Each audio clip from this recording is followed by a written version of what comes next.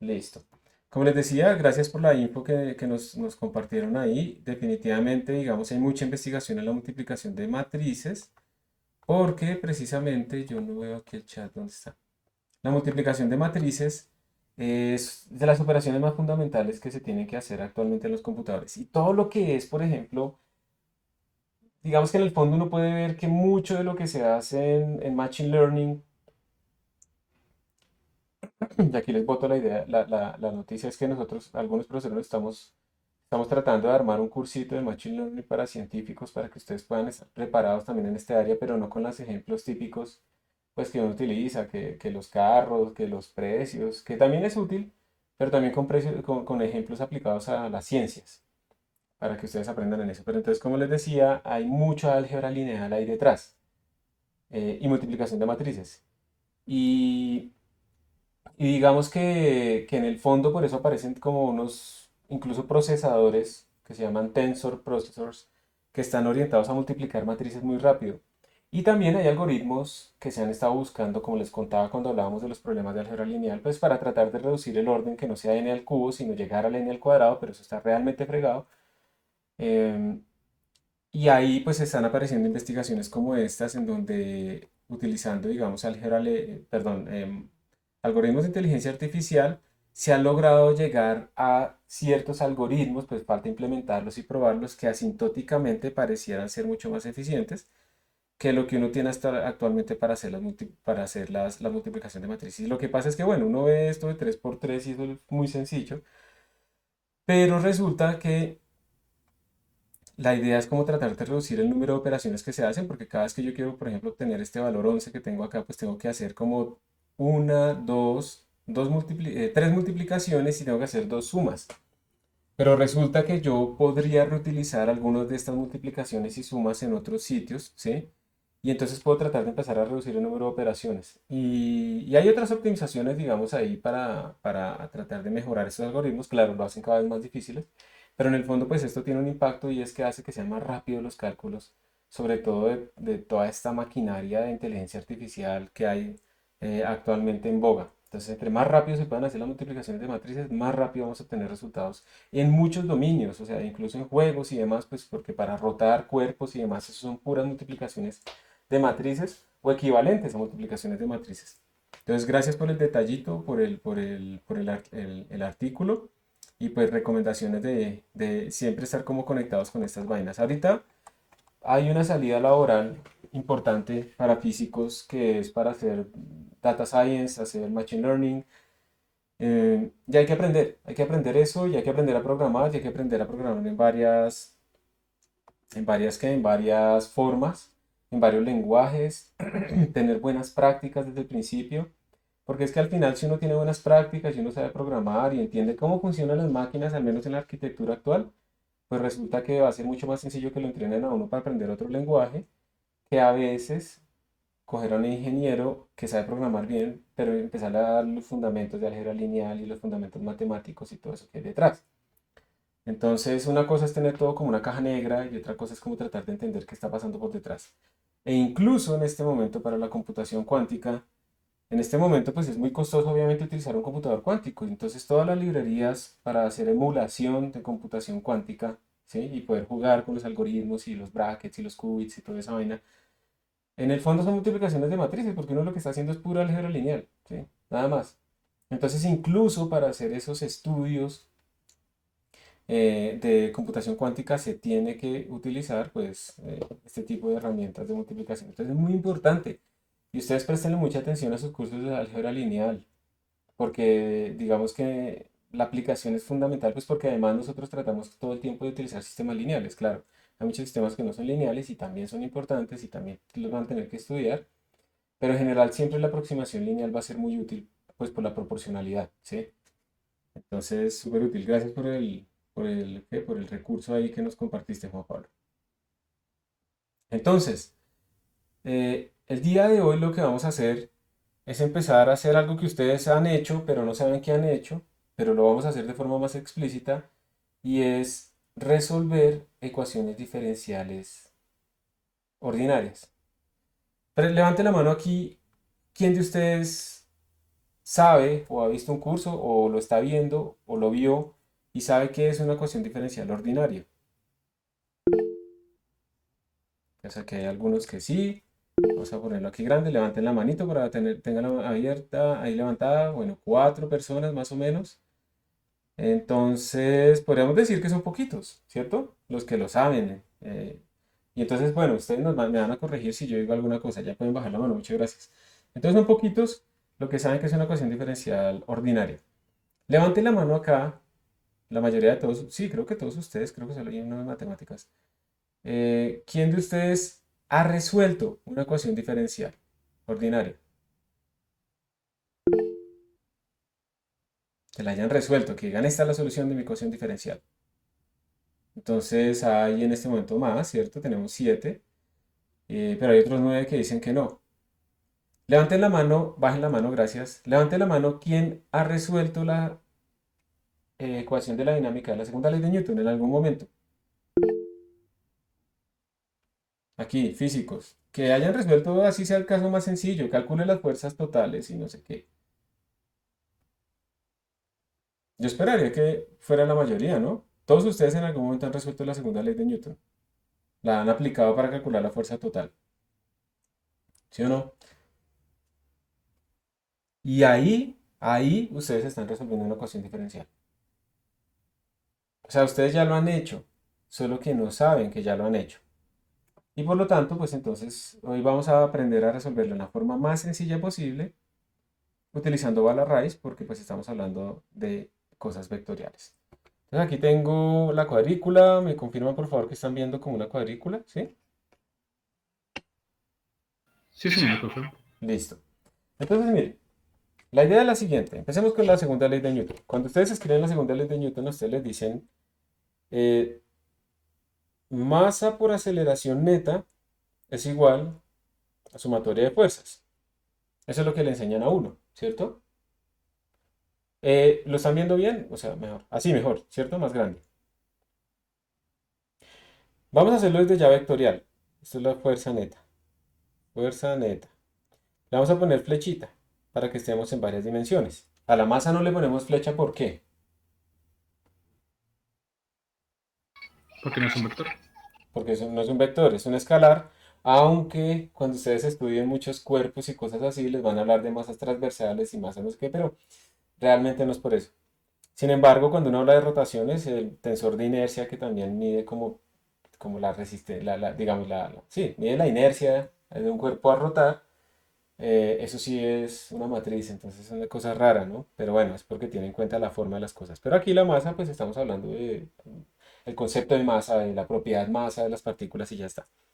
Entonces ustedes les decían, no, mire, yo tengo una partícula que tiene, no sé, un resorte que va hacia arriba, ese resorte está aquí pegado en esto, y esta partícula, pues bueno, la consideramos puntual, calculamos todo en el centro de masa, pero tiene una masa m, yo la voy a desplazar una distancia aquí delta x o delta y, como ustedes quieran, depende del nombre que le hayan puesto ustedes a los ejes y queremos calcular pues el movimiento de esa partícula o la posición de equilibrio. Hay varias cosas que uno hace ahí. Entonces uno hacía la sumatoria de fuerzas. Entonces uno tenía que hacia arriba, viene la fuerza restitutiva acá por delta x, va en contra del desplazamiento y estamos viendo lo que hacia abajo así positivo.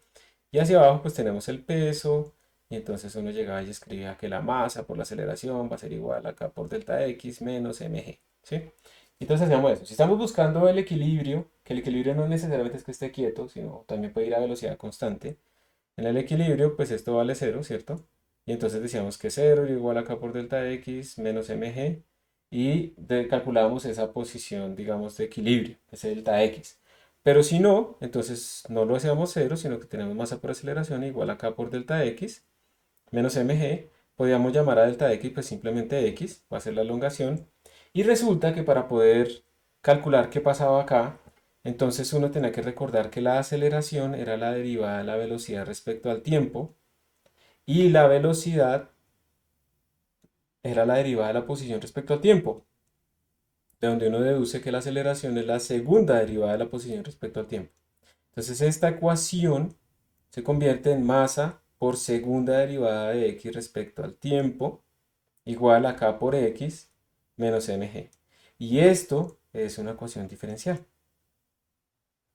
¿Sí? Esto es una ecuación diferencial. ¿Sabe que ustedes sí la han estado resolviendo? Ya han resuelto esta y otras más sencillas. ¿Y qué es una ecuación diferencial? Una ecuación diferencial es una ecuación donde la incógnita realmente es una función, en este caso sería x de t. ¿Sí? Lo que estamos buscando es cuál es el x de t, el x en función del tiempo, que cumple esa ecuación que tenemos ahí arriba. O sea que ahora nuestra incógnita es una función y la ecuación que queremos resolver es una relación entre la función y sus derivadas. Por eso se llama ecuación diferencial, una ecuación algebraica.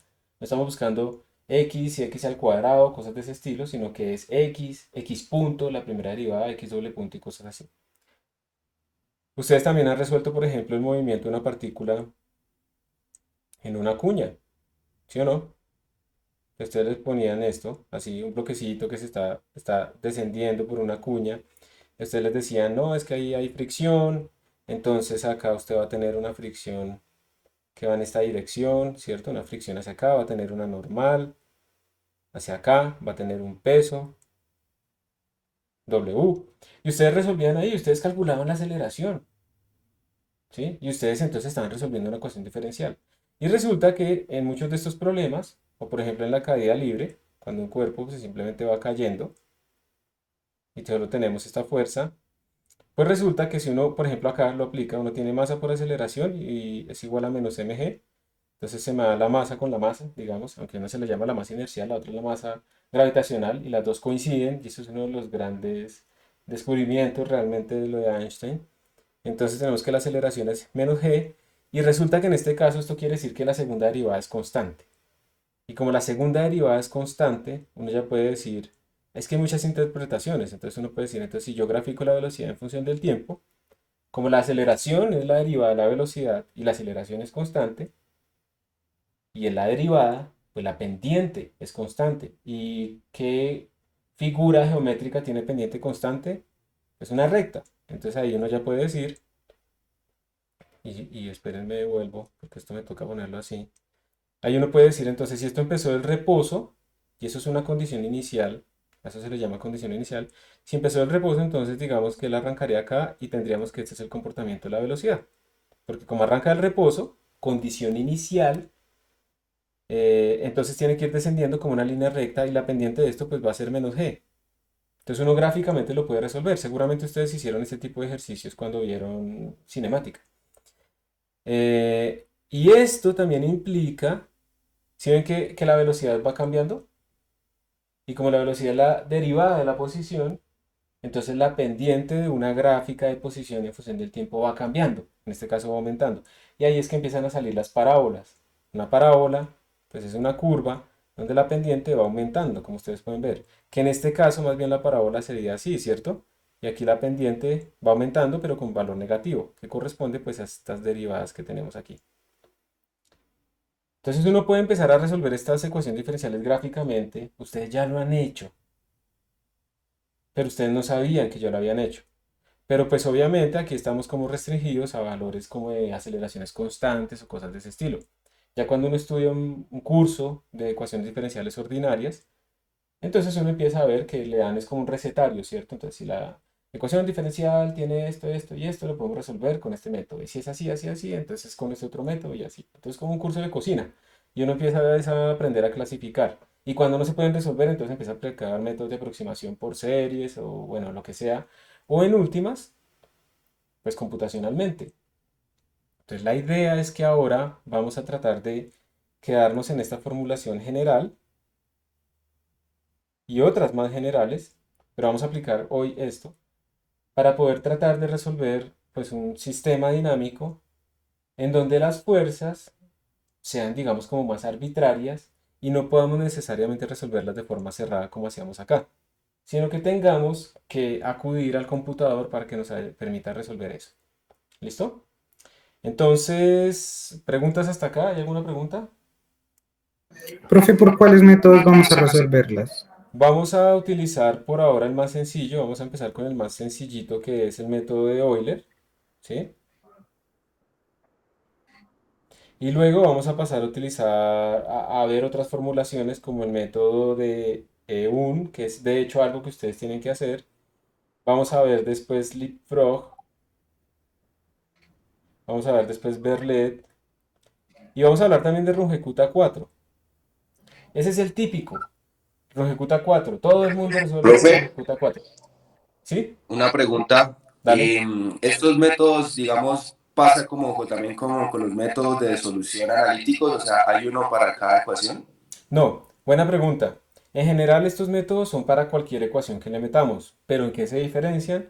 Se van a diferenciar en varios factores, principalmente el orden. El orden quiere decir cómo se comporta el error, porque es que ahora nosotros no vamos a poder resolver analíticamente, entonces nosotros vamos a tener una evolución temporal de nuestro sistema, ¿listo? Vamos a tener una evolución temporal y esa evolución temporal ahora se va a hacer es en pedacitos, en pasos discretos de tiempo, porque en un computador no podemos nosotros tener un tiempo continuo, ¿cierto? Una infinita resolución. Entonces, este tamaño lo vamos a llamar delta t o a veces lo llaman h también. O sea, es la partición temporal, digamos, en estos casos dinámicos. Ojo porque pues yo puedo tener una ecuación que sea derivada de y respecto a x. Entonces ahí estaremos hablando de particiones en x, ¿sí? Tengan cuidado con eso. Estamos hablando aquí por ahora de tiempo. Entonces vamos a discretizar el tiempo. Y entonces estos diferentes métodos se van a diferenciar inicialmente en cómo se comporta el error con este delta t. Claro, si yo hiciera que el delta t tiende a ir a cero, pues el error debería ir a cero, pero no todos van igual de rápido hacia cero. O sea, lo que quiero decir es, si yo hiciera una gráfica, voy a hacerlo con esta. Si yo hiciera una grafiquita, por ejemplo, voy a poner aquí, no, pero este color no se ve. Este sí, este rosado sí se ve. Entonces, si yo hiciera una grafiquita del error en función de ese h, resulta que, vamos a ponerlo como logaritmo porque eso casi todos son leyes de potencia. Resulta que no todos caen igual de rápido. Hay unos métodos que, digamos, van así, otros métodos que van así, ¿sí? Y yo los estoy pintando como diferentes para que ustedes los vean, pero ellos se cruzan. Los estoy pintando así. ¿Cuál de estos métodos es mejor? Digamos que si yo pongo el uno, el 2 o el 3, pues el mejor va a ser el uno. ¿Por qué? Porque crece mucho más rápido. ¿Listo? La constante que multiplicaba pues es mayor porque yo los pinté así. Pero realmente va a ser mucho mejor el método uno porque decrece más rápido.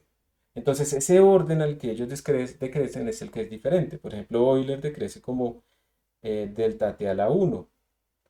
EUN va como delta t al cuadrado. Leapfrog va como delta t al cubo. De Berlet en la posición va delta t a la 4. Y el ejecuta 4 pues va como delta t a la 4. Entonces esa es la primera diferencia. Pero hay otras diferencias. ¿Sí? Estabilidad. Hay otras diferencias como cuántas veces evalúo la fuerza o las derivadas. Entonces, por ejemplo, el de Euler la evalúa una sola vez.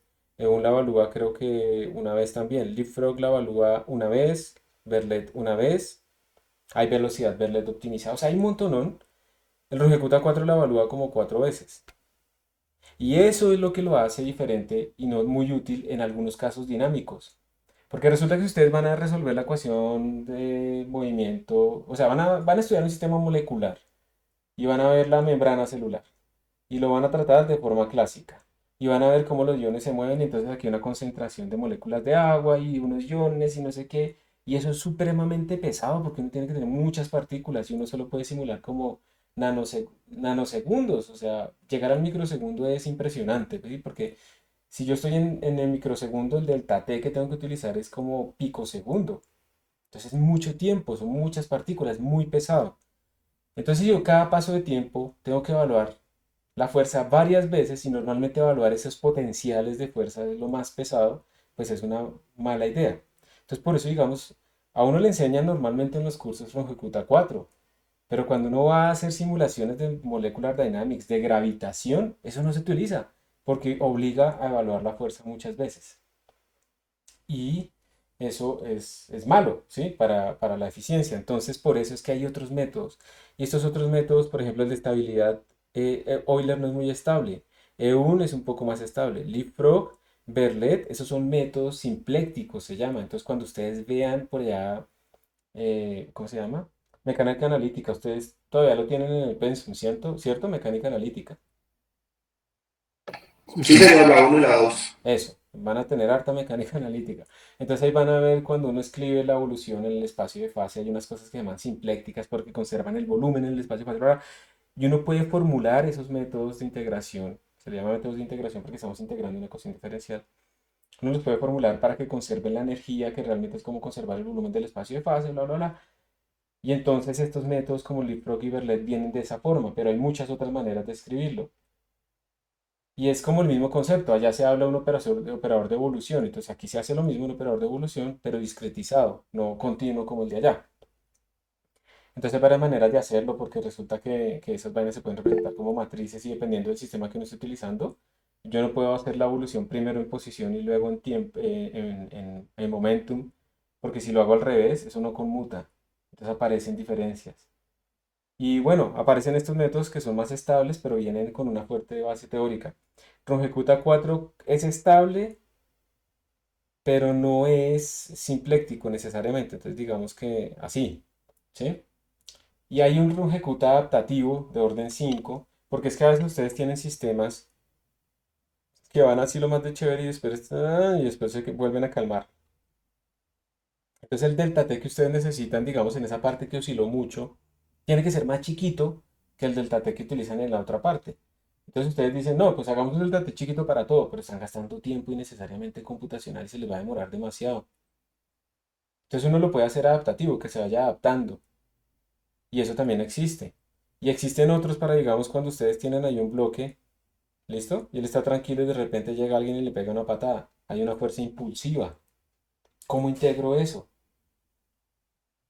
Y ahí necesariamente estos probablemente no funcionen. Entonces también hay unos SODA y un montón de otras cosas detrás para resolverlo. Pues nosotros vamos a ver solamente un subconjunto muy pequeñito para poder pues familiarizarnos, pero pues esto es toda un área completa, pues para que ustedes empiecen a poder entrar.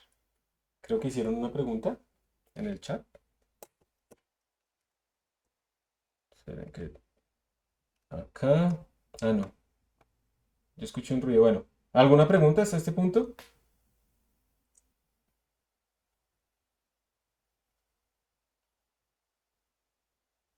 ¿Ninguna? Bueno.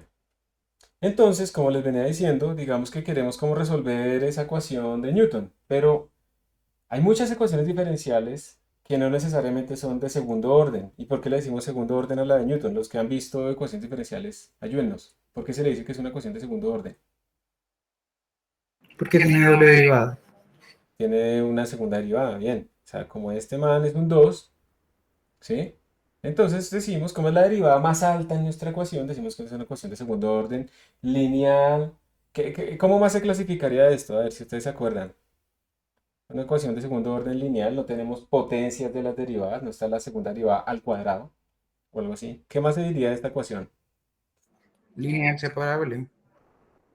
Separable, ¿sí? ¿Esta es separable? Esta es no homogénea, ¿cierto? Porque No homogénea porque no es igual a cero. no es igual a Toca cero. trabajarla y después evaluar las constantes. Y los valores de las constantes son constantes, no son variables en el tiempo. Entonces, una ecuación diferencial de segundo orden no homogénea de coeficientes constantes. Y cuando uno dice todo eso, de una vez a uno le dicen, listo, usted ya sabe cómo resolverla. O sea, hay un método para resolverlo, ¿cómo se llamaba? Un factor de integración y unas vainas que uno puede sacar y la resuelve. Y ya. Pero ojo, no se queden ustedes solamente con la solución, ustedes tienen que interpretar la solución, tienen que estar seguros de que esa solución tiene sentido, ¿sí? Muy bien. Como esto no es un curso de ecuaciones diferenciales, pues no podemos entrar allá. Pero resulta que no todas las ecuaciones son de segundo orden. Hay un montón de ecuaciones de primer orden también, que van a aparecer. ¿A quién se le ocurre aquí una ecuación de primer orden? De pronto. De pronto los que han visto ecuaciones diferenciales, ¿recuerdan alguna ecuación de primer orden importante?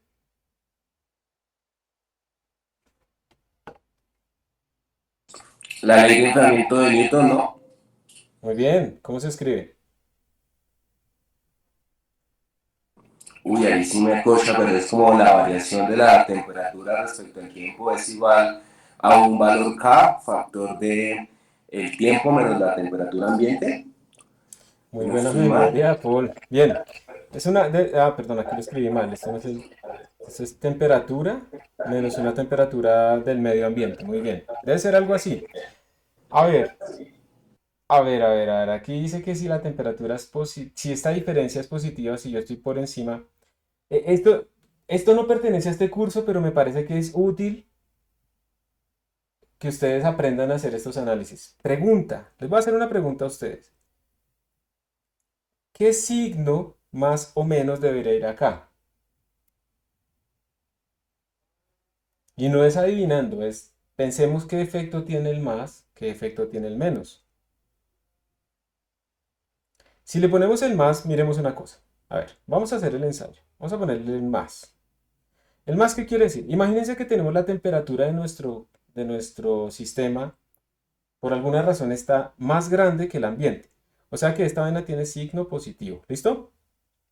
Esta vaina va a tener signo positivo. O sea que todo esto va a tener signo positivo. O sea que esta derivada, ¿qué signo tiene? Positivo también. Positivo. Y cuando una derivada es positiva, ¿qué quiere decir eso de la temperatura respecto al tiempo? ¿Que aumenta o disminuye?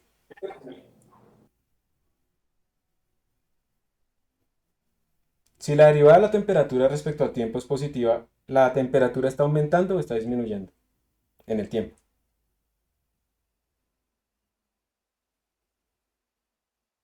Aumentando. Está aumentando.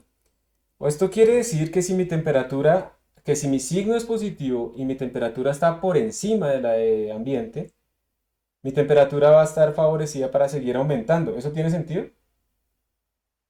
Entonces cada vez está más alta, cada vez está más alejada de la del ambiente, cada vez la derivada es más positiva, porque esa T menos T sub 0 es cada vez más grande, y entonces la derivada es más grande, entonces aumenta más la temperatura, y eso hace que esa parte de la derecha vuelva a ser aún más grande, o sea que la derivada es más grande y eso sigue y se explota. O sea que esta ecuación es inestable. Cuando estamos por encima de la temperatura de ambiente, esta cosa lo que hace es calentarse y calentarse y calentarse. Entonces, como en este curso se respetan las leyes de la termodinámica, pues entonces el signo no puede ser positivo, ¿sí o no? Entonces, ¿qué signo creen que es? Acá, Negativo. negativo. Negativo. Negativo, pero ahora miremos si eso tiene sentido, otra vez. Entonces, supongamos de nuevo que estamos por una temperatura más alta. Entonces, esto es positivo. La constante es positiva, pero todo esto es negativo, ¿cierto? Y si todo esto es negativo, quiere decir que la temperatura, esta derivada, pues es negativa, y por lo tanto la temperatura está disminuyendo. Entonces, si yo estoy por encima, digamos que esta es mi temperatura T sub 0, y yo estoy por aquí por encima, esta es mi T en ese momento, pues entonces esta ecuación me está diciendo que esto tiende a bajar. ¿Y qué pasa si yo estoy por debajo? Si yo estoy por debajo, vamos a hacerlo con otro color.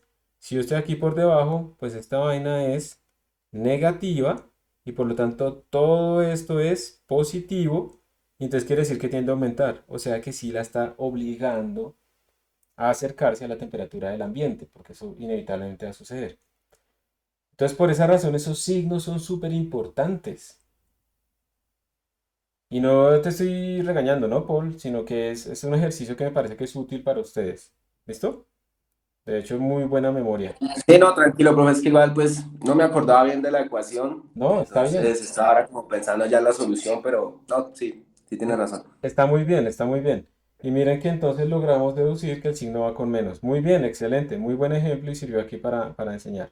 Entonces está la temperatura de enfriamiento o de equilibrio térmico de Newton. Tenemos también las ecuaciones, por ejemplo, de poblaciones, ¿cierto? Entonces la derivada respecto al tiempo de la población, digamos, normalizada es igual a una constante. Por la población actual, si yo lo dejo así, esos son conejos.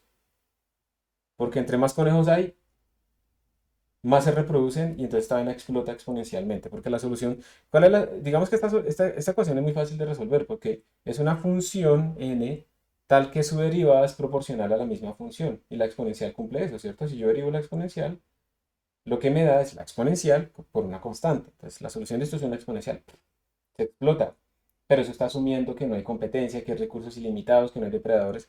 Entonces por eso a veces aquí se le pone como un factor de corrección que lo que hace es indicar y modelar precisamente la competencia entre ellos. O sea, entre más conejos hay, pues en un sitio limitado, pues va a haber más competencia. Va a llegar un momento que se va a acabar el alimento y entonces van a empezar a reproducirse menos. Entonces, la primera solución explotaba, esta segunda solución genera general, digamos, una sigmoidal, aunque depende también de los valores iniciales y de los valores de K y R. Entonces, hay muchas ecuaciones diferenciales de primer orden.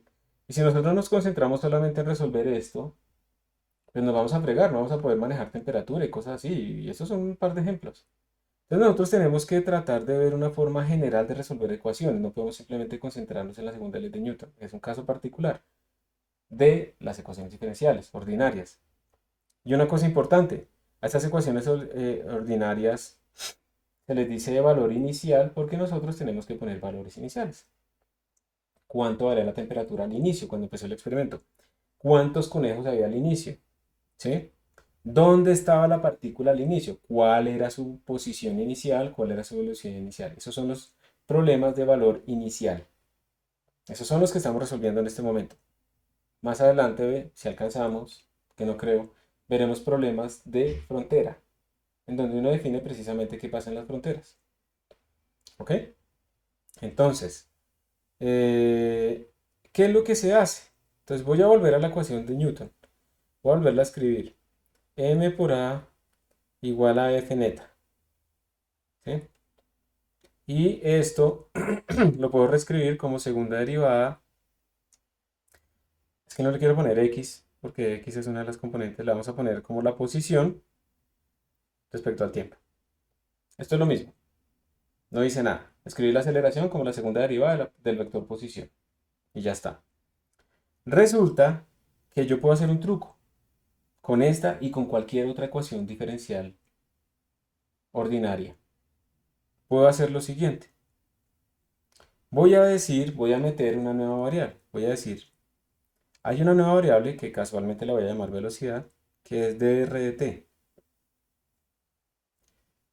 ¿Por qué introduje esta nueva variable? Porque quiero escribir todo en términos de derivadas de primer orden. ¿Sí? Entonces, para que sea más sencillo, voy a quitar las flechas. Ahora sí. Sí, lo voy a hacer así para que sea más claro para ustedes. Ya les explico ahorita por qué. Pues si no, nos volvemos locos. Y aquí se le va a poner X. Aquí le voy a poner una X. Aquí le voy a poner X. Y aquí una X. ¿Listo? No hice nada. Estoy hablando en una sola dimensión. Entonces, de acuerdo a esto, yo podría reescribir esta ecuación como masa, pero en vez de poner segunda derivada de x respecto al tiempo, la voy a poner como primera derivada de la velocidad respecto al tiempo. Entonces ahora yo tengo dos ecuaciones. Tengo esta que tengo acá y la segunda, pues que fue cuando yo escribí b igual a dx de t.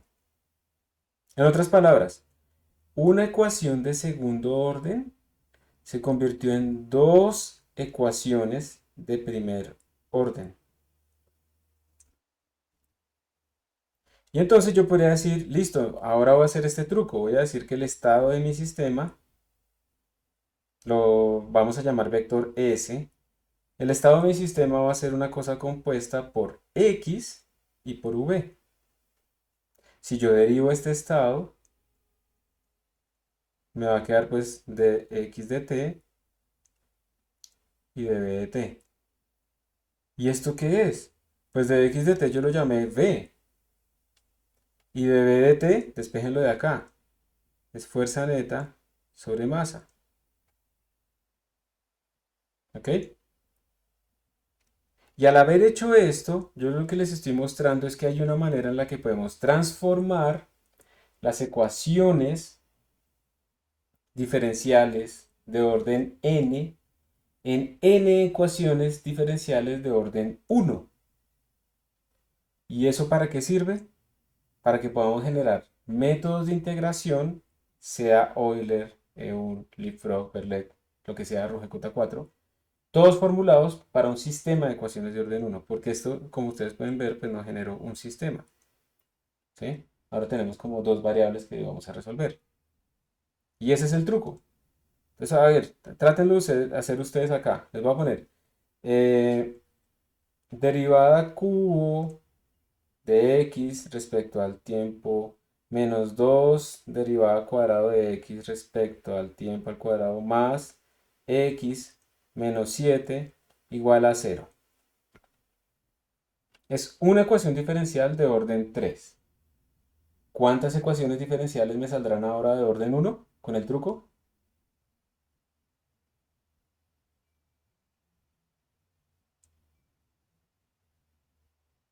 Pues tendrían que salir 3 de 1. Perfecto. Entonces, ¿cuál fue el truco que hicimos? Vamos a hacer la transformación. El truco que hicimos fue introducir varias derivadas auxiliares, ¿cierto? Entonces vamos a poner la primera derivada. B igual a dx de t. Inmediatamente, si quieren, tratemos de reescribir esta ecuación. A ver qué pasa. Tratemos de reescribirla. Miren que yo no puse aquí primeras derivadas. Sí, no. No, metamos la otra. Y vamos a poner a, pues porque ustedes están acostumbrados a la aceleración, como segunda derivada de x de t. Recuerden, la idea es que nuestra transformación solamente aparezca el x, el b, el a, ¿sí? Y por mucho el derivada de a. Pero yo pienso eso si es verdad lo que estoy diciendo. Sí, sí. ¿Por qué no pongo derivada de b respecto al tiempo, por ejemplo? ¿Por qué no les digo que también podría aparecer esa? ¿Cuál, profe? No te escuché esa última parte. Yo les acabo de decir que lo que queremos es coger esta ecuación y transformarla en algo que solamente tenga x, tenga b, tenga a y tenga máximo derivada de t. ¿Por qué no les estoy diciendo que aparezca de b de t? Porque lo que se quiere hacer es como una especie de sustitución. Sustitución y porque a es de b de t.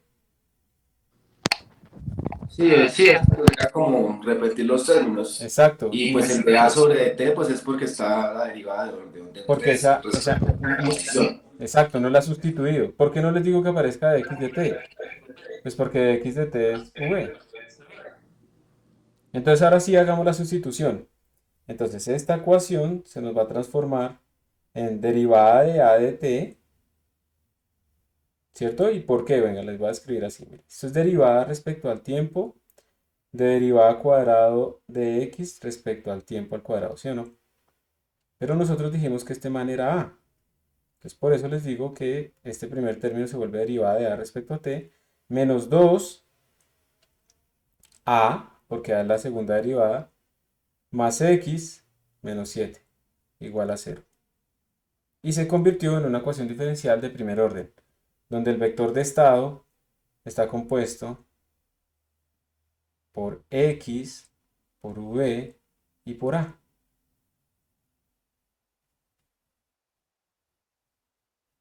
Me voy a inventar otra ecuación para que ustedes lo hagan. Ayúdenme, invéntese una ecuación y la ponemos acá. No muy grande, ¿no? También de orden 3.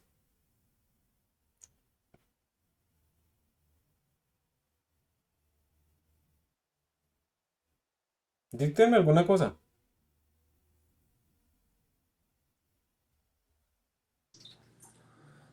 A ver, no sé, la tercera derivada de Y más 2x por la segunda derivada de Y. 2x, no, dejémoslo con y. Ah, ok, ok, coeficientes constantes. Entonces, pues 2 por la segunda derivada de Y. Ah, por la primera. Ahí, digamos, pasaría algo si alguno de esos factores de esos coeficientes es cero. No, O no, sea, por ejemplo, saltarnos de la tercera a la primera. no, está bien. Esa es la ecuación diferencial. Ah, ok. Simplemente que aquí cuando lo escribes ya no aparece ese término. Ok. Ah, bueno, entonces, pues sumarle la función e igualarla a cero. O sea, sumarle más y igual a cero. Listo, muy bien. Antes de seguir, antes de que ustedes lo hagan, quiero decirles que a esto se le llama la función de derivadas, que recibe el tiempo en general y que recibe el vector de estado, ¿sí? Entonces miren que cuando ustedes transforman el sistema y calculan la derivada del vector de estado, pues les queda una función que es vectorial, porque retorna, digamos, las derivadas, que en general, aquí no salen estos ejemplos, pero en general recibe el tiempo y recibe el vector de estado. Si quieren para que ustedes vean eso del tiempo, pongámoslo acá explícitamente. Esto se llama una ecuación que no es autónoma, ¿cierto? No me acuerdo bien, ustedes me corrigen. Cuando yo le sumo el tiempo, cuando aparece el tiempo explícitamente, es una ecuación especial, ¿sí o no?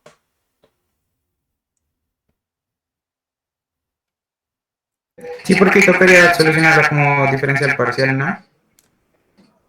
Eh, no sé.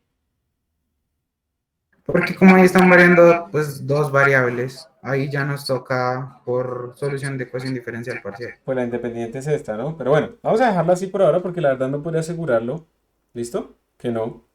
Entonces ahora por favor ustedes escriban cuáles serían las sustituciones que harían y cómo quedaría transformada esta función y cómo sería la función de derivadas. ¿Les parece bien 5 minutos?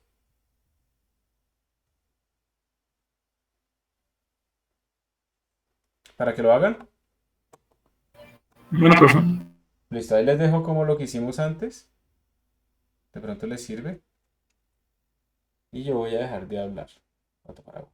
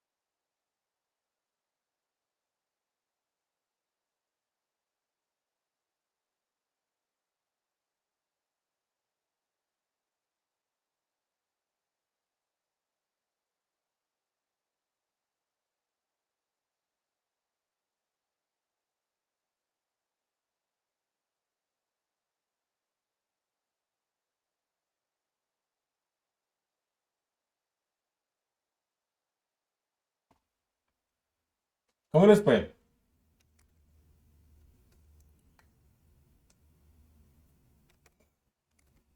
¿Quieren que lo haga y comparamos?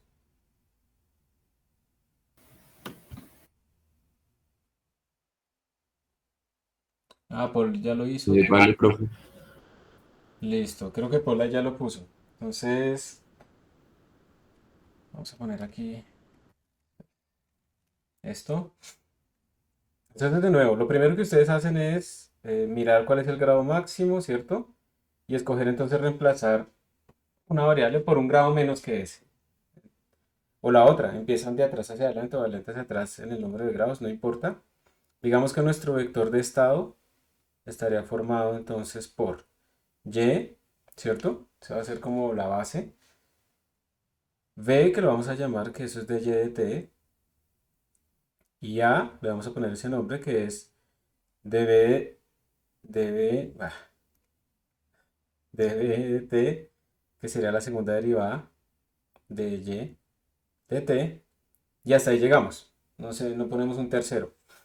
Entonces, con esto, nuestra ecuación quedaría como derivada de A respecto al tiempo, más dos veces v, más y, más el tiempo, igual a cero. ¿Sí? Y entonces nuestra ecuación sería ds de t, y la voy a poner ahora vertical. Entonces sería lo siguiente. ds de t, si yo lo derivo, sería dy de t, dv de t y de a de t.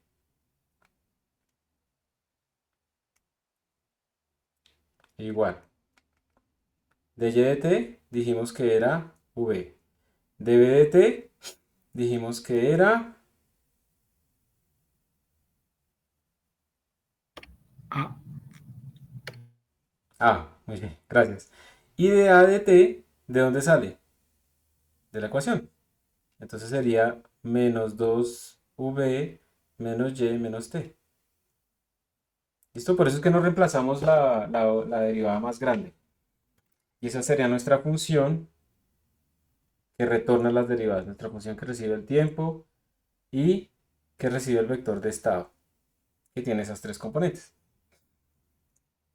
Entonces, digamos que vamos a resumir todas las ecuaciones diferenciales, lineales, ordinarias, de grado n, se pueden transformar en n ecuaciones lineales, ordinarias, de orden 1.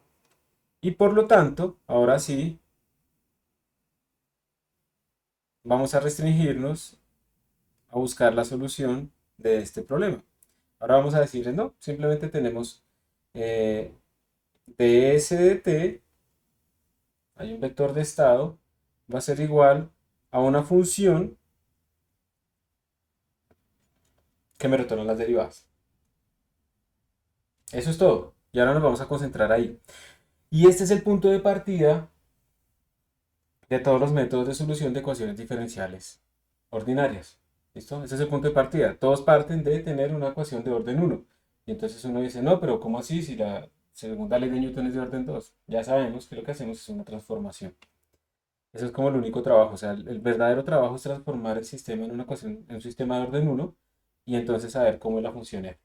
Lo que nos dan, esto es lo que nos dan, esto es lo que nosotros tenemos. ¿Sí? Esto lo tenemos nosotros.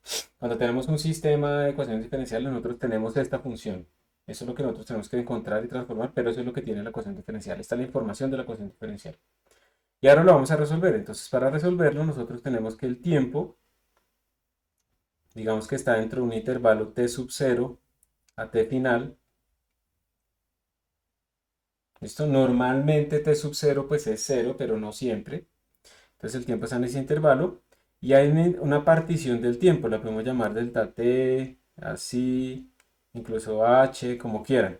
O sea que la evolución de nuestro sistema, si este es el tiempo, la evolución se va a hacer desde un tiempo inicial hasta un tiempo final en pasitos de tamaño h. ¿Sí? Esa es como la discretización de nuestro problema y eso es lo que nosotros vamos a hacer. Los diferentes métodos de solución de estos problemas, eh, digamos, cambian de expresión, porque en el fondo lo que yo aquí tengo es un vector de estado en el tiempo t, y aquí tengo un vector de estado en un tiempo t más delta t. La pregunta fundamental es, teniendo esta expresión, ¿cómo calculo ese vector de estado en el tiempo t más delta t? Basándome en delta t o en el h y en la posición en el estado anterior. Eso es como la pregunta fundamental, y en esto es en lo que se diferencian todos los diferentes sistemas. Entonces vamos a empezar a hablar en este momento ahora de la solución con Euler. El método de Euler es la forma más sencilla de resolver esto. ¿Qué es lo que dice Euler? Euler dice, acuérdense cuando ustedes hacían derivadas. Ustedes si se acuerdan cuando uno le enseñaban las derivadas, uno le decían la derivada de f respecto al tiempo, o habla así, de y de x, creo que ustedes sí están acostumbrados con f. De f de x es igual a f de x más h,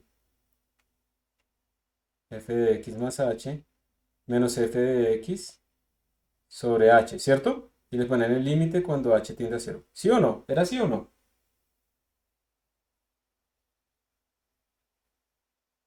Es para acordarme, porque no estoy seguro si lo estoy escribiendo bien. Sí, señor. Listo, gracias. Voy a convertirlo en el tiempo para que no cambiemos x, h, s, toda esa vaina. Entonces vamos a pasarlo a tiempo. Entonces le vamos a poner aquí el tiempo. Aquí, lo ponemos más grande. Aquí es, déjalo h. Aquí es tiempo. Y aquí también es tiempo. Entonces ahora h es una partición en el tiempo, no en el espacio. No importa, pero es para que no tengamos como tantos símbolos ahí metidos dentro de las funciones. ¿Qué es lo que dice Euler? Dice, bueno, yo no puedo hacer esto en el computador por varias razones, pero principalmente pues porque yo no puedo hacer que eso tienda a cero en el computador porque yo tengo valores discretos al final de mis números, por muchos números que tenga. Entonces lo que yo voy a hacer es que voy a decir lo siguiente.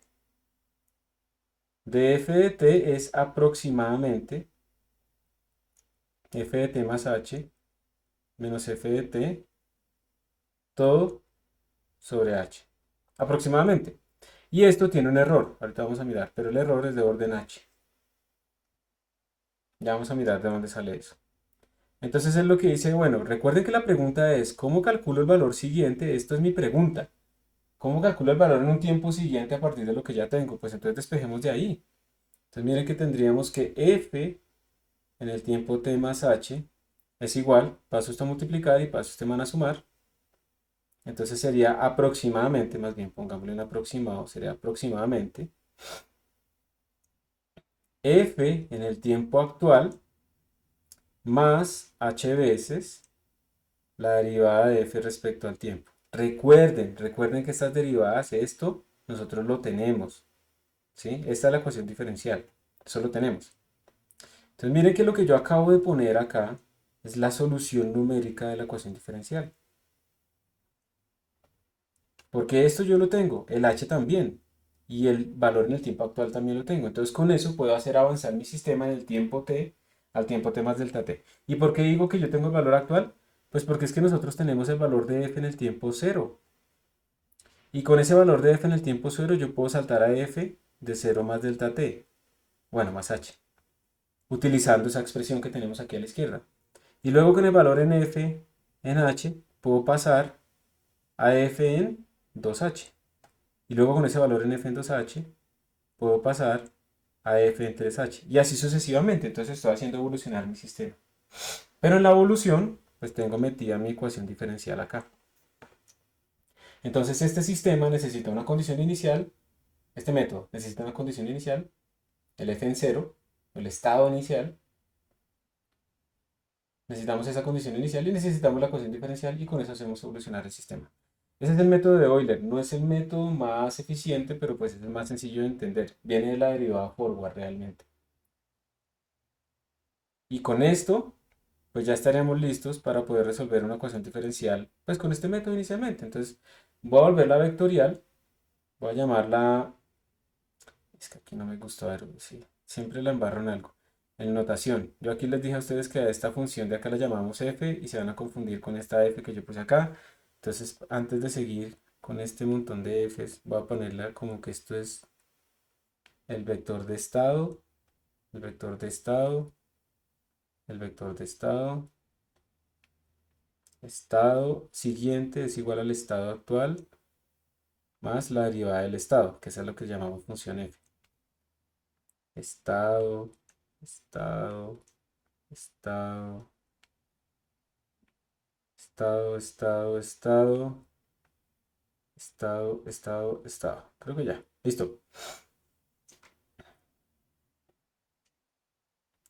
Y listo. Entonces ahora vamos a resolver la ecuación diferencial que queramos utilizando el método de Euler, ¿sí?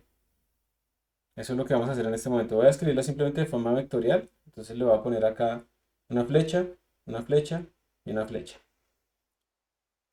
Y obviamente vamos a hacer un sistema sencillo en este momento y luego lo vamos a generalizar. Entonces el típico problema sencillo es el movimiento parabólico. ¿Por qué? Como ustedes ya tienen como asociada la solución del movimiento parabólico, entonces podemos comparar con lo que esperamos. Podríamos resolver la ecuación de la población o lo que quieran, pero por ahora restringamos al movimiento parabólico. Por ahora, ¿listo? Para que ustedes sepan qué es lo que esperamos. Entonces, lo que vamos a hacer es lo siguiente. ¿Cuál es la ecuación diferencial que describe el movimiento parabólico? Nosotros tenemos masa por aceleración es igual a la fuerza neta. Y lo vamos a hacer en una sola dimensión. Entonces, nuestro sistema va a ser así. Vamos a tener aquí, digamos, la posición y aquí el tiempo. Y lo que queremos es tratar de obtener, pues, esta parábola típica. ¿Sí? Entonces, a ver, el sistema real va a ser un sistema que, digamos, está así. Este es el techo, este es el piso. Vamos a soltar una partícula desde acá. La vamos a dejar caer. ¿Listo? Entonces, esa partícula, digamos, si este es el y, esa partícula va a tener un y sub 0, que es este. ¿Listo? Digamos que la condición inicial también es que la velocidad inicial en y es 0.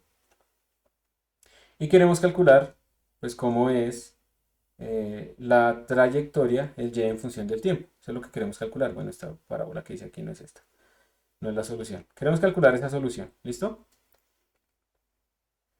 Eh, Ustedes ya conocen la solución de esta vaina, ¿cierto? La solución general del problema parabólico es y igual a y sub 0 más b sub 0 en y por el tiempo más la aceleración en y por el tiempo al cuadrado sobre 2. Esa es la ecuación general, la solución teórica. Vamos a ver si podemos obtener esa solución teórica. Para estas condiciones iniciales tendríamos que y en función del tiempo es igual a ese y sub 0. Dijimos que la velocidad inicial pues era 0, entonces este término se vuelve 0. Y la aceleración es menos g, por tiempo al cuadrado sobre 2. Entonces esto es lo que esperamos obtener nosotros, teóricamente. Y pues vamos a implementarlo en utilizando pues las herramientas que hemos aprendido de programación. Entonces, ¿qué vamos a necesitar para hacer nuestro programa? Primero, el vector de estado. El vector de estado que va a estar hecho va a tener y va a tener b sub y. ¿Listo? La derivada del vector de estado que va a tener. Escribo así de feo. La derivada del vector de estado que va a tener. Va a tener derivada de y respecto al tiempo y va a tener derivada de b sub y respecto al tiempo. Que esto es igual a qué. Esto sería igual. La derivada de y respecto al tiempo es la velocidad en y. Y la derivada de b en y respecto al tiempo es la aceleración en y, que es menos g. Entonces esta es nuestra función de derivadas. Función que recibe el tiempo y que recibe el vector de estado. Listo, empecemos de una vez a trabajar con esta vaina. Vamos a hacer un programita para resolver esta situación. Pues si quieren miren por ahora, yo creo que es mejor que vayan mirando cómo lo vamos a escribir y luego si lo pueden trabajar ustedes. ¿Qué pasó acá? Ah, ya. Estoy compartiendo pantalla. Sí. Entonces pongámoslo así chiquito aquí al lado como para poderlo ver. Eso. Vamos a poner esto también aquí pequeño.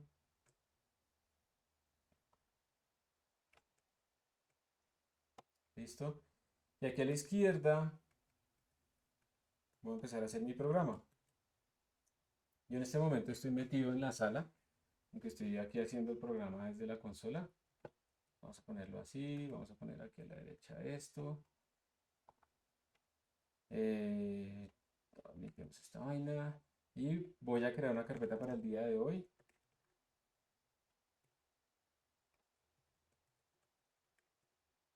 Listo, voy a entrar ahí para que les quede a ustedes en el repositorio. Y voy a crear entonces mi primer archivito, una función main básica. Entonces, Emacs sin ventana, le vamos a llamar main euler.cpp.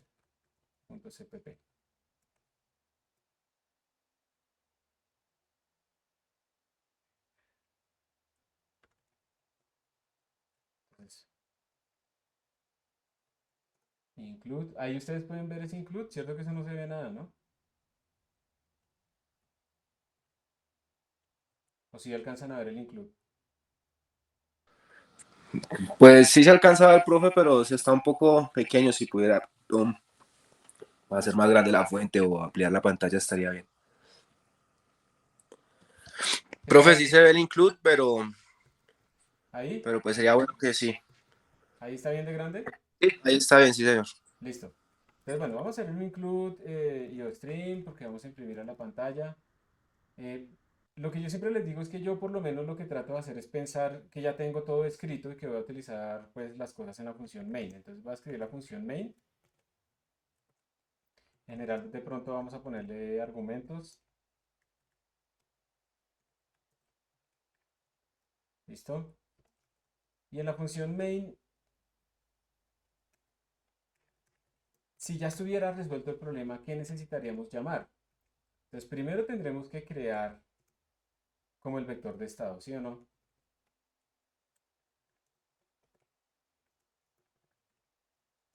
Lo segundo que tendríamos que hacer sería como poner las condiciones iniciales para iniciar ese vector de estado de acuerdo al problema que tenemos. Y lo tercero que tendríamos que hacer sería evolucionar el sistema. Y esa evolución del sistema la podemos hacer pues de muchas maneras. Podemos llamar a una función que haga todo o llamar a una función varias veces e ir imprimiendo la información. Lo vamos a hacer así, como que una función que solamente lo mueva de un tiempo T a un tiempo T más delta T y ya está. Entonces, crear el vector de estado. Entonces utilicemos vectors. Para eso necesitamos hacer el include del vector, ¿cierto? Entonces nuestro vector de estado va a ser std vector double, lo podemos llamar s y le podemos decir que tiene dos dimensiones, en este caso. Y ya quedó creado el vector de estado. En las condiciones iniciales las podemos hacer aquí directamente, pero lo mejor pues sería hacerlo con una función cuando uno tenga un sistema muy complejo. Pero por ahora, como estamos en una parte muy sencilla, pues lo vamos a hacer aquí directamente. Entonces las condiciones iniciales son, es bueno que ustedes sepan, acá anoten, digamos, el vector de estado S que tiene. Entonces el vector de estado S tiene la posición en Y y la velocidad en Y, ¿sí? Velocidad en Y. Eso es lo que tiene el vector de estado en este momento.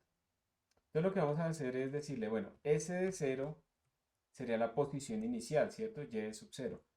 Y le vamos a poner un valor, pongámosle 1.23 en lo que sea. Vamos a ponerlo a esta altura. La partícula va a estar a 1.2347 metros, asumamos que estamos en MKS. Y S de 1, que es la velocidad, ¿cuánto le ponemos a la velocidad si dijimos que partía del reposo?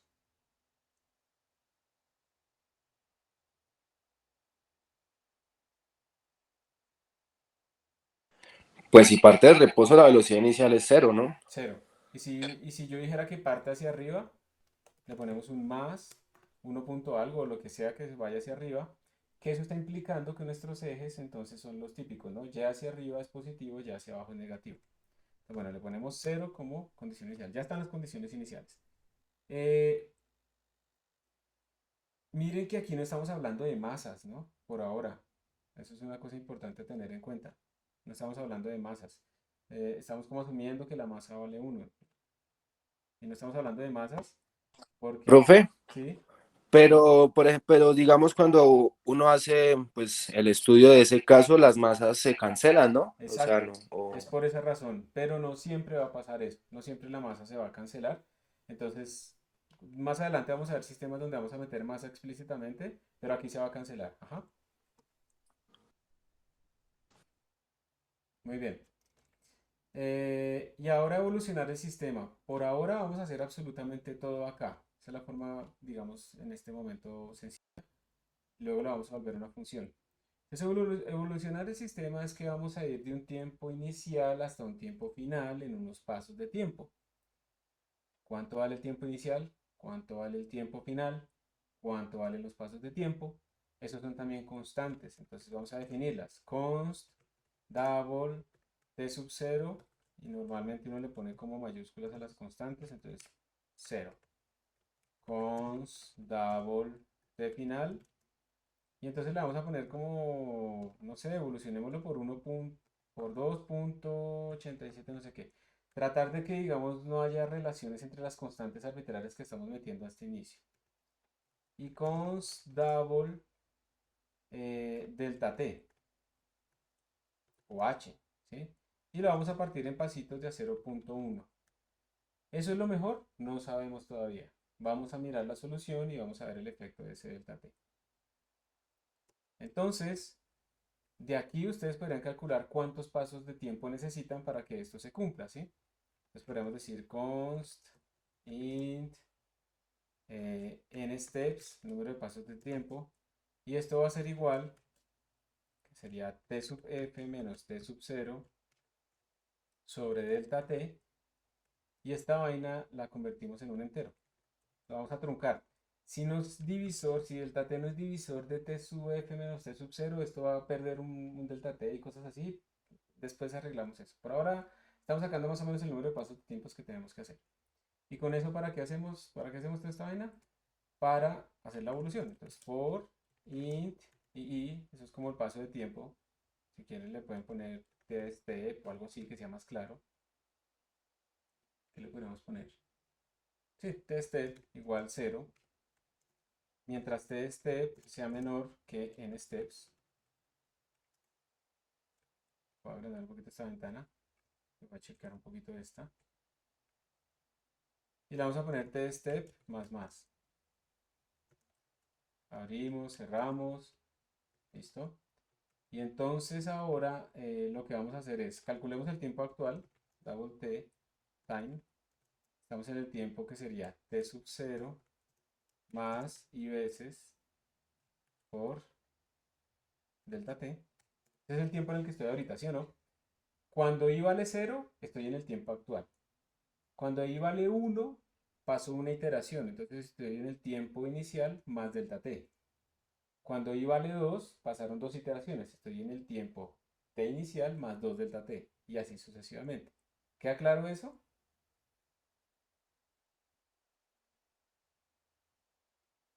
¿Hay alguna pregunta ahí? Bueno, parece que no. Ah, sí, creo que alguien iba a hablar. No, profe, sí, pues no, pero no era ninguna duda, simplemente pues iba a decir que pues ahí lo que está haciendo es como discretizando los pasos, ¿no? Dándole Exacto. como los valores a cada paso que va a tener. Entonces vamos en iteración 0, el tiempo vale t sub 0. Iteración 1, el tiempo vale t sub 0 más delta t.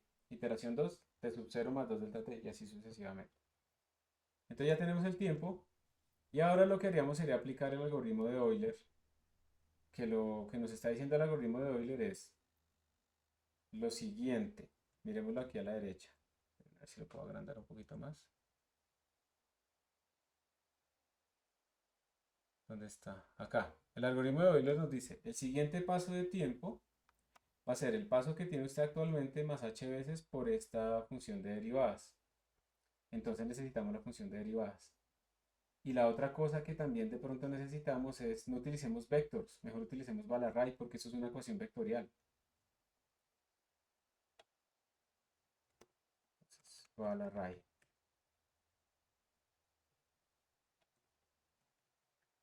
val array. Y lo que yo escribiría sería simplemente vector de estado ahora va a ser igual al vector de estado que yo tenía, lo estoy sobreescribiendo, más delta t por lo que me retorne la función de derivadas, la podemos llamar fderiv, para que sea más claro. Función de derivadas, que en principio recibe el tiempo y recibe también mi vector de estado. Esto, pues ya esto es el algoritmo de Euler. ¿Listo? Ese ya es mi algoritmo de Euler. Y pues si yo hago esto, la vaina va a correr, va a terminar y no me imprimió absolutamente nada. Entonces, idealmente, pues uno debería ir como imprimiendo, ¿cierto? El estado del sistema y el tiempo. Si yo lo imprimo acá, ¿qué diferencia habrá entre si yo imprimo ahí o si yo imprimo acá? Esto es la opción 1 y la opción 2. ¿Habrá alguna diferencia entre que si yo imprimo aquí en la opción 1 o imprimo en la opción 2? ¿O da lo mismo? ¿Pero va a imprimir el tiempo o ese? Porque es que en la opción uno pues todavía no se ha reemplazado digamos, el de t en la ecuación, entonces no tendríamos todavía ningún valor. ¿No? Ya en el segundo paso, pues ya sí ya se reemplazó el valor de t en ese, y ahí ya sí habría pues la evolución en ese paso. Exacto, entonces digamos que en el paso 2 muy bien, yo ya imprimí la evolución, ya hice la evolución, pero por la lógica en la forma en que estoy escribiendo esto, perdí la impresión de la condición inicial. ¿Sí o no? Porque tú nunca imprimiste la condición inicial. Tú la tienes allá arriba, pero aquí cuando imprimes ya la modificaste. Si tú imprimes acá, tengo la condición inicial, pero pierdo el primer paso, el último paso, perdón. Porque en la última modificación, cuando yo hago esto, es igual a S, no sé qué, no sé qué, no sé qué, y el for termina, yo nunca lo imprimí, esa última parte. Entonces, ¿cuál de las dos? Profe, pero ese valor inicial tocaría como imprimirlo antes del for, Muy bien. porque... Entonces, si yo quiero imprimir todos los valores, pero además el valor inicial, o sea, si quiero hacer la opción 2, yo tendría que imprimir antes ese valor inicial y el tiempo inicial, ¿cierto? Si quiero resolver eso. O la otra es, hago la opción 1, imprimo acá y pierdo la última. O la imprimo aquí afuera. Entonces, ¿qué quieren? Opción 1, opción 2. Pues la opción uno, porque no, o sea, si tenemos el primer valor que pues importa y nos van dando los demás, sino... Bueno, listo. Opción 1. No, bueno, no entendí, la primera opción tiene alguna pérdida de datos. El último valor, o sea, va a haber un momento en la última iteración, ¿sí? Sí. Cuando step llega en steps, en que tú haces este cambio y nunca se imprimió y se salió del for. Es el Pero, último, ¿y por qué no se imprime si? Ah, bueno, sí, con la opción uno, sí, ya la entendí. porque tú tienes aquí la impresión antes. Bueno, y si se coloca, digamos, el valor inicial antes del for y se trabaja con la segunda opción. También puede ser. O sea, a lo que voy yo es que para que ustedes vean que esto tiene consecuencias y que uno debe tener claro que a veces pierden unas cosas y eso es importante. Es importante tener la condición inicial para uno comparar si la está haciendo bien o no, ¿cierto? Sí, la condición inicial pues, es importante. Entonces digamos que lo que vamos a hacer es, vamos a imprimir por ahora la pantalla, entonces vamos a imprimir aquí el tiempo, vamos a imprimir aquí un tab, vamos a imprimir acá S de 0, otro tab, no estoy cambiando la precisión ni nada por ahora, y aquí S de 1, y acá un slash n. Entonces acá se está imprimiendo la condición inicial porque no hemos entrado a la evolución temporal. Y voy a copiar y pegar esta línea. ¿Y dónde fue que dijimos? En la 2, ¿no?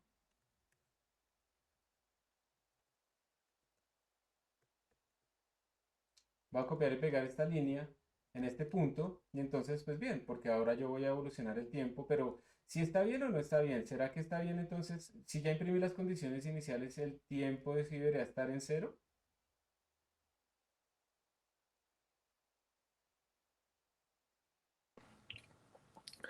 Sí, ahí habría un error, profe. Y pues, digamos, se podría colocar un filtro dentro del for para que cuando el paso pues sea igual a cero, digamos, imprima ese valor inicial dentro del for, pero ya para los demás pasos no, pues Con no esto, entraría a esa. sí, lo puedes hacer, pero es bueno tratar de evitar los ifs.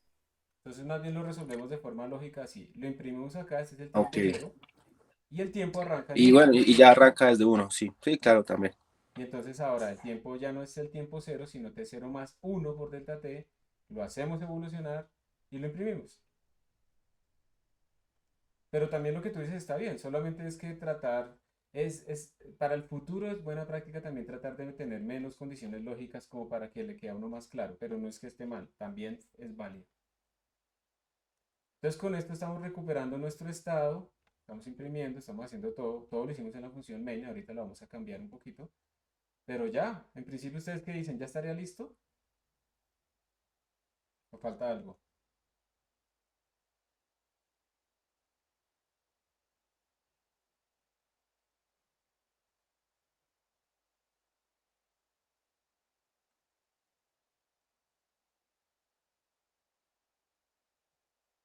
¿Esta función ya la definimos? No, la función no está definida, profe. No, está definida, ¿sí o no? Entonces nos toca definirla. Entonces vamos a definirla acá y luego la implementamos. Eh, y tenemos dos opciones. Una opción es que uno diga, no, esta función va a retornar un val array, ¿sí? Acá. Porque miren que como la forma en que se escribió esta cosa, ¿sí? Esto lo que quiere decir es que tenemos que, aquí esto nos tiene que retornar pues el vector de derivadas, no hay de otra. Tiene que recibir el tiempo, el estado actual y retornarnos los valores de derivadas. Entonces en principio esto va a retornar un val array, ¿sí? Entonces todo ese rollo lo ponemos ahí, fderiv, y lo que va a recibir es un double que es el tiempo, y lo otro que va a recibir pues es un val array, que va a venir como valor constante. Eso fue algo que yo les revisé a ustedes en lo que hicieron del parcial, que hubieran tenido en cuenta que debía ser constante y,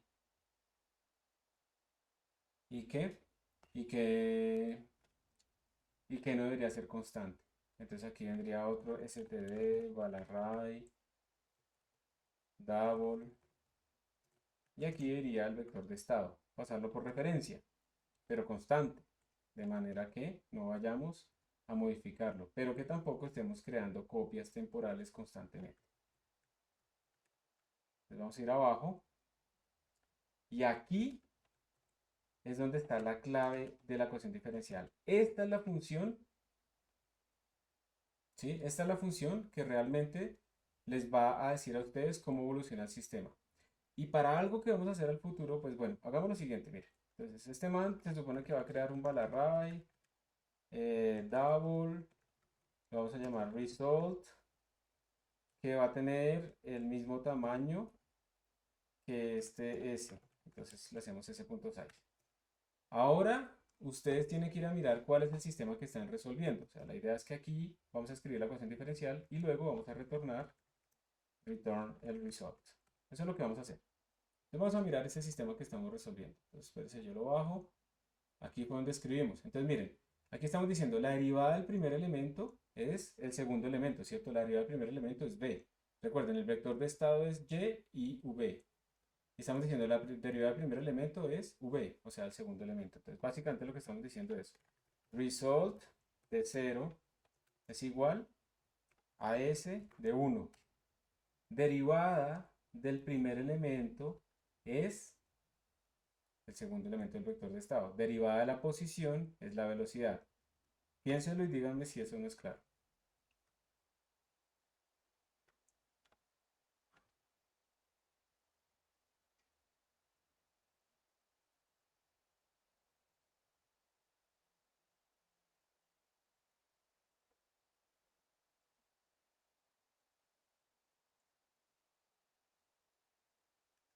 ¿Y qué escribo acá? En result de 1, la derivada del segundo elemento que pongo acá.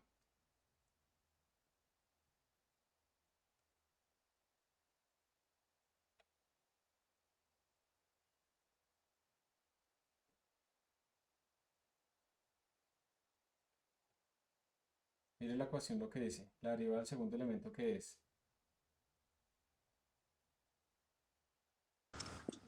Menos la gravedad.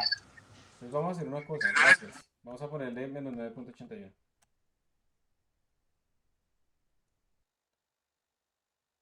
Esta es la ecuación diferencial. ¿Sí ven? Derivada del primer elemento, derivada del segundo elemento.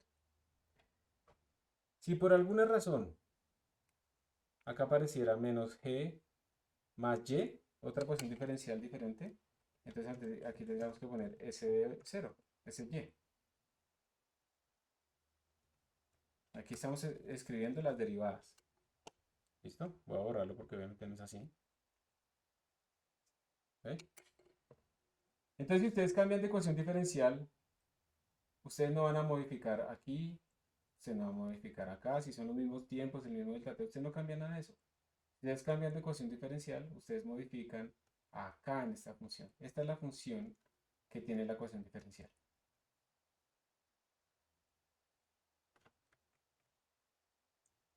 ¿Listo? Pero, preparándonos para algo que viene hacia el futuro,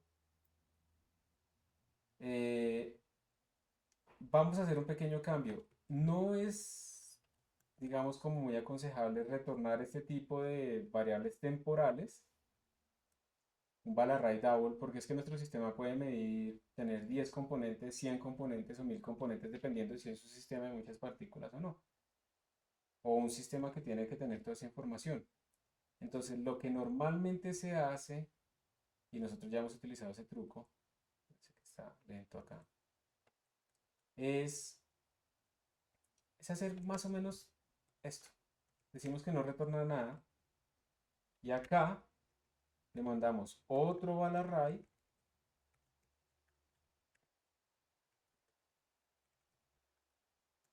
por referencia que lo vamos a llamar ds de t. Miren que es exactamente lo mismo. O sea, en vez de retornarlo, lo mandamos por referencia para modificarlo. ¿Sí? Y entonces al final, pues uno dice, pero no está haciendo nada nuevo. Es cierto. Y esto lo estamos haciendo simplemente para mejorar la interfaz y para que se parezca a una librería que vamos a utilizar después que se llama ODEINT, que tiene esta interfaz. Entonces, para que no haya mucho cambio a futuro, vamos a hacer este cambio desde ya. Entonces, miren que la interfaz de nuestra función pues cambia. Y yo lo que haría aquí sería escribir ds de t en 0, ds de t en 1, y me quito toda esta vaina. Y es como más claro, si ven que ahora lo que uno ve es que esta función está calculando las derivadas. La primera derivada vale el vector de, la segunda componente de nuestro vector de estado. Y la segunda derivada vale menos 9,81. Es básicamente lo mismo, pero es una mejor forma de escribir la función. Y pues aquí cuando la llamemos, entonces tenemos que tener en cuenta otra cosa.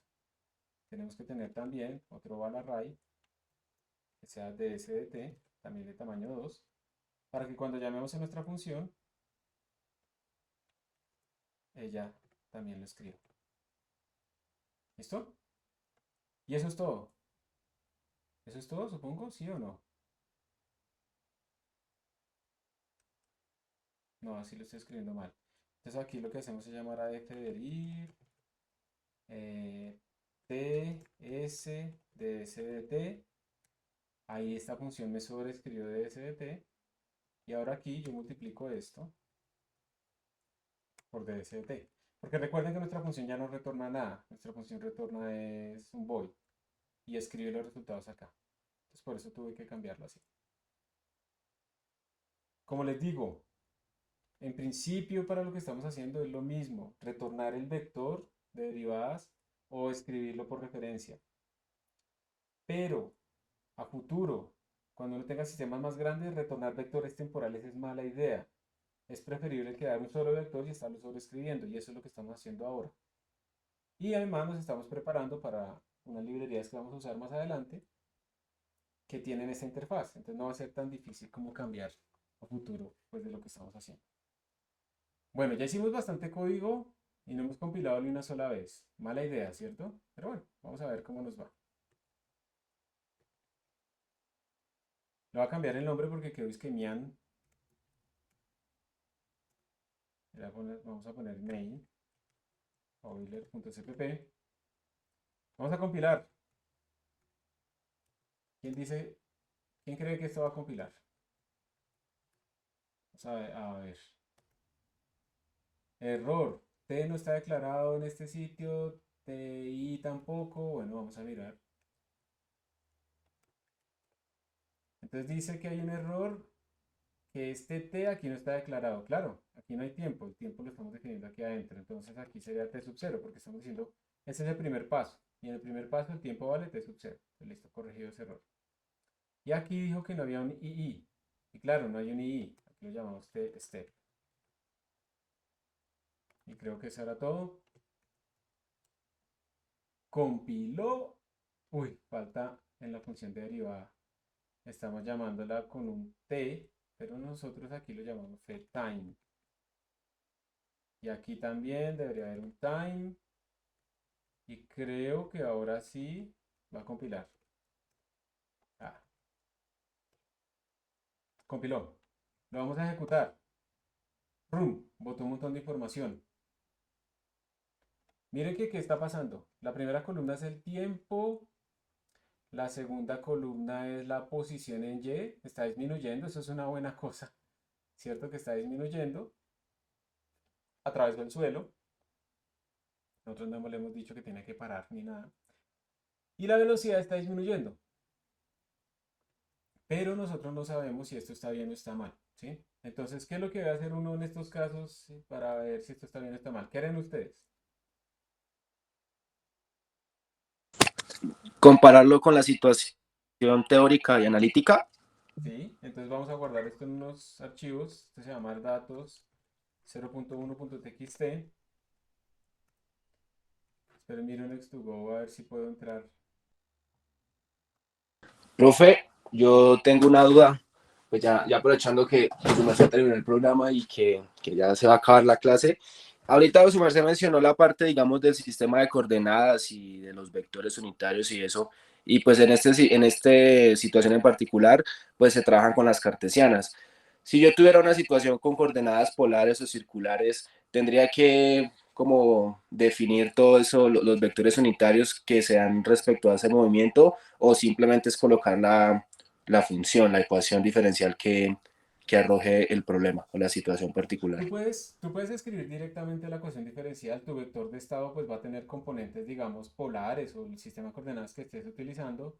Y tú eres el que tienes que después, digamos, interpretar eso apropiadamente digamos, cuando lo representes, cuando lo grafiques. Pero en principio la ecuación diferencial es agnóstica de esas cosas. Tú eres el que le mete las convenciones de signos y qué significa esto y aquello. ¿Listo? Pero eso lo resuelve independiente del sistema de coordenadas.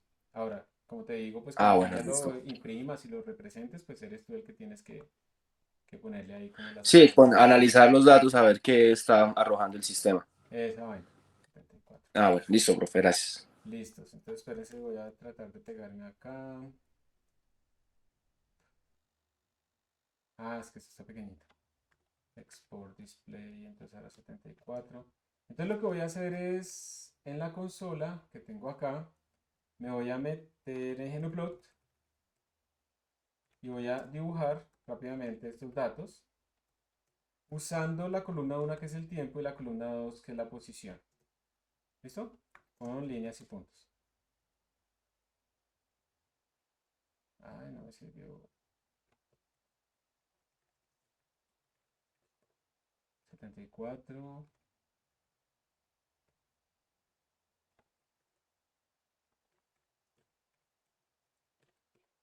Dice que 74, ¿sí? A ver si me sale acá. A ver. Max. Ahí salió. Sí, ahí está funcionando. GnuPlot. Ahí está. Entonces, bueno, ¿qué dicen ustedes? ¿Eso sí se ve como una parábola, como lo que uno espera o no?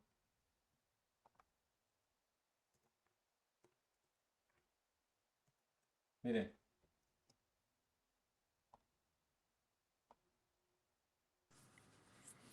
Pues sí, pareciera, ¿cierto? aunque pareciera, estás como que se va aplanando mucho, pero Pero sí, y profe, bueno, ahí en esta parte eso sería como un sistema ideal, ¿cierto? O sea, no consideramos pues temas como la resistencia del aire y eso. Exacto, muy bien. Por ahora es completamente ideal. Miren que la velocidad más o menos parece como una línea recta, ¿cierto?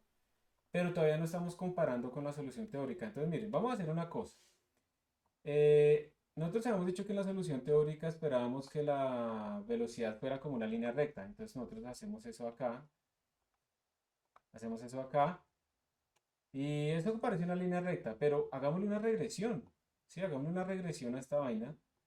Y entonces para eso yo voy a definir una función aquí en GenoPlot. Espera, la pongo en la otra consola que sea más grande. Entonces vamos a decir, voy a hacer esto.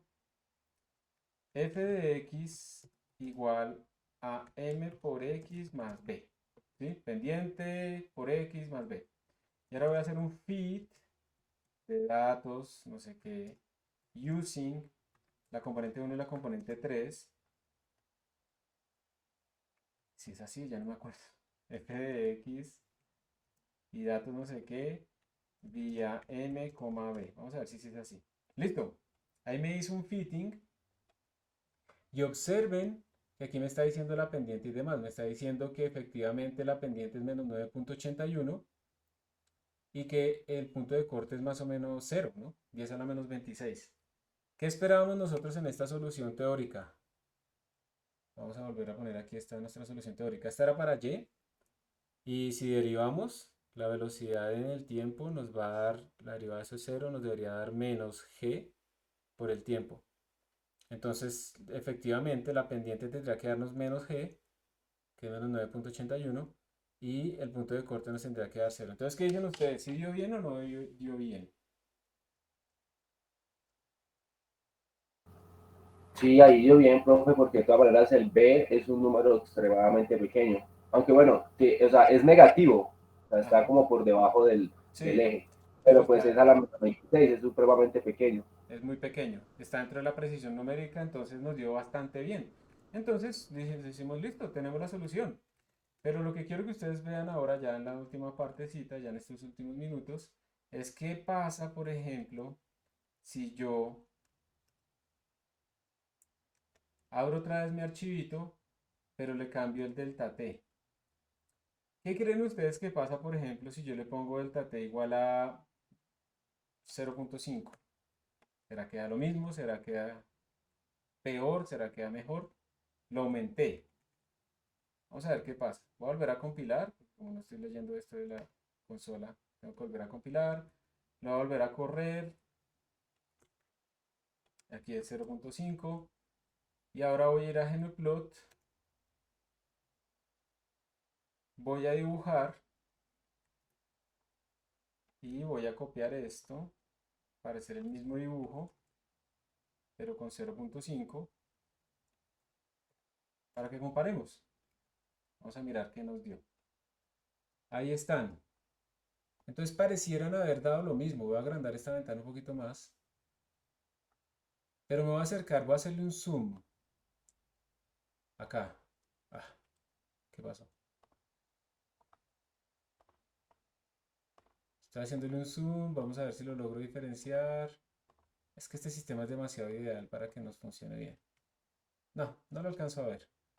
¿Por qué creen que llega antes? ¿Por qué se acaba antes la de 0,5?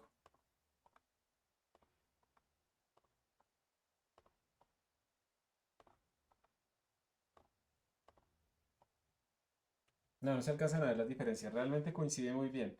Eso llega antes porque la discretización de 0,5 pues no es divisible, no divide específicamente el intervalo del tiempo, entonces ahí trunco y ya está. Y da muy bien. Entonces, en este caso, uno puede salir engañado con que Euler funciona muy bien, pero resulta que el caso es muy ideal, como dice Paul. Entonces, cuando le metamos otras cosas y sobre todo cuando rebote la partícula en el suelo, porque aquí miren que está en coordenadas negativas, cuando rebote en el suelo vamos a ver que el método de Euler empieza a aumentar la energía muchísimo. Y de eso no es buena idea. ¿Sí? Entonces ahí es donde tenemos nosotros que empezar a verificar, a utilizar otro tipo de métodos que son mucho más eficientes, pero por ahora pues ya tenemos una forma de resolver la ecuación diferencial. ¿Cómo sabe uno que el delta t que utilizó está bien o no? Haciendo esto. Ustedes cogen un delta t, luego hacen la simulación con la mitad de ese delta t, y si los datos no les cambian mucho, pues ya, están bien. Pero si les cambian un montón, tienen que seguir disminuyendo el delta t hasta que la cosa más o menos se vea estable. ¿Listo? Ese es el criterio, digamos, que deben utilizar siempre. Pero entonces ahora pues uno puede empezar a jugar con vainas mucho más complejas. Entonces, como decía Paul, esa vaina es muy ideal. Yo quiero ahora añadirle amortiguamiento con el aire. Entonces el amortiguamiento con el aire es una aceleración, entonces aquí podemos poner un valor de menos 0,1 por la velocidad, que es s de 1. Acabo de meterle ahí un amortiguamiento, yo me lo inventé, cualquier cosa, ¿listo? Pero solo con esto, solo con esta modificación, ya el sistema cambia completamente. Esperen, le cambio también el delta t, a que se trae 0,1.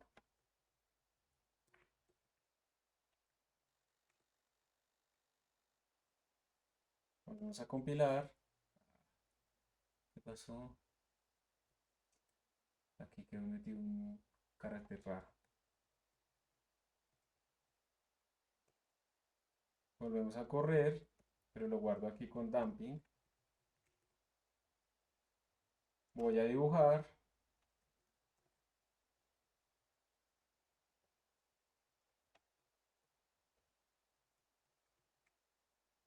Damping. Y se hizo. Acá está. Entonces observen que solo con ese pequeñito cambio ya tenemos un sistema que tiene amortiguamiento. Y cuando estos sistemas, por ejemplo, tienen amortiguamiento lineal, la velocidad tiende a un valor límite. Es como si hubiéramos tirado una pelota dentro de miel. Entonces al final se llega a un valor límite y por eso la velocidad, miren que ya no está aumentando arbitrariamente, sino que está empezando con una escala exponencial, o sea, toda la solución teórica ahí está, a empezar a estabilizarse. Entonces es muy chévere porque uno simplemente cambia la función de f de diff y ya tiene otra ecuación diferencial. Y esa es la idea de la solución de las ecuaciones diferenciales numéricas. Lo único que tenemos que hacer nosotros es, obviamente teniendo cuidado con el delta t, pues adaptar nuestra ecuación diferencial a lo que nos están dando. Y listo. Y así pues podemos resolver cualquier ecuación. ¿Quieren el oscilador armónico? Lo pueden meter con amortiguamiento. Que el amortiguamiento no es lineal y que tiene un seno y que no se lo pueden meter, eso no pasa nada. Desde que la ecuación siga siendo lineal, en el sentido en que no pueden tener el seno de la derivada, ¿sí? Eso ya la volvería no lineal. Pero sí pueden tener el seno de la posición. Pueden poner ahí las ecuaciones, digamos, del péndulo real. Podemos empezar a graficar la conservación de la energía en función del tiempo, que es digamos, una forma de verificar esto mejor. Y bueno, aquí vamos a seguir trabajando en muchas más ecuaciones diferenciales. Esto les abre a ustedes un campo gigante, porque ustedes básicamente en toda su carrera se van a dedicar muchísimo a resolver ecuaciones diferenciales. De valor inicial, de valor de frontera, como las de Schrödinger, por ejemplo, o parciales y cosas así. Esto es el primer animalito chiquito que están entrando ahí. Y con esto terminamos nuestra clase. ¿Preguntas finales? Yo les voy a subir esto al repositorio para que ustedes lo tengan ahí disponible. Profe, a mí me surgió una duda hace un ratico, pues no tiene tanto que ver, sino es más de la parte de los computadores. Como siempre hemos estado en todo el curso viendo que el error pues teórico y de la máquina, digamos físicamente, ¿qué tiene que tener un computador para que se puedan hacer delta de T más pequeños? O sea, ¿eso tiene que ver con el procesador, la RAM o qué? No, tiene que ver con la precisión en la representación de los números. Cuando tú representas los números, tú tienes que escoger cuántos bits le vas a dar para que represente los números. Tú no puedes coger toda la memoria RAM para representar un solo número. Entonces ahí es donde No. aparecen los estándares de representación, el estándar IEEE Ah, ok. 754. Entonces el estándar IEEE 754 y IEEE 754 dice básicamente eso. Si yo tengo un float, ¿cuántos bits le voy a dar? Entonces si yo tengo un float, yo le doy 32 bits. Esos 32 bits se reparten uno para el signo, eh, 8 para el exponente y lo que sobra, que serían 923 para la mantisa. Para, para la ¿Listo? matizas. Cuando son double, se le dan 64 bits. Uno para el signo. Yo no sé si ahí se utilizan más para el exponente, me parece que sí. Son como 50 y algo, 53. Digamos que Ah, o sea, O sea que, digamos, en pocas palabras, ahorita está como es restringido a la arquitectura de las máquinas que No, y están en sí, y ese es el 64 bits. estándar. Ahora, tú puedes, hay unas librerías que permiten tener, digamos, supuestamente precisión arbitraria. O sea, cada vez que se requiere un número más de decimal, pues la librería lo genera, pero eso es en Sí, software. Y eso es muy, muy lento, pero eso es cuando uno realmente quiere mucha precisión. Pero digamos que para todo lo que estamos haciendo nosotros de simulaciones físicas y eso, realmente no se necesita precisión infinita. Con que tú tengas un error relativo de 10 a la menos 8 o algo así, eso está muy bien. A menos que estés midiendo una constante fundamental que demuestra, pues, no sé, que Dios existe o lo que sea, pues obviamente tú quieres toda la precisión que puedas, ¿sí? Pero para las precisiones que se requieren normalmente, pues está suficiente. Además que tú lo que tienes que hacer en los modelos normalmente es normalizarlos a unidades naturales. Entonces, digamos, si uno está hablando del Sol, pues uno no va a utilizar el centímetro o el metro para las unidades de distancia, uno utiliza unidades astronómicas, ¿sí? Cosas de ese estilo. Y ahí pues todo se rescala a valores apropiados en el estándar. Entonces, sí, pero ya. tú siempre eso es intrínseco porque tú tienes memoria limitada y porque no, digamos, no hay forma de ser eficiente teniendo 1 millón de bits para que tú hagas una suma, porque tendrías que operar demasiadas cosas. Ah, ok. Ah, bueno, profe. Sí, sí me quedó clara la inquietud. Gracias. Listo, Ya. Listo. Hasta listo. luego, profe. Que tenga Hasta buen día. luego. Muchas gracias a todos por su atención, que estén muy bien. Hasta luego, profe. Chao, éxitos, feliz día.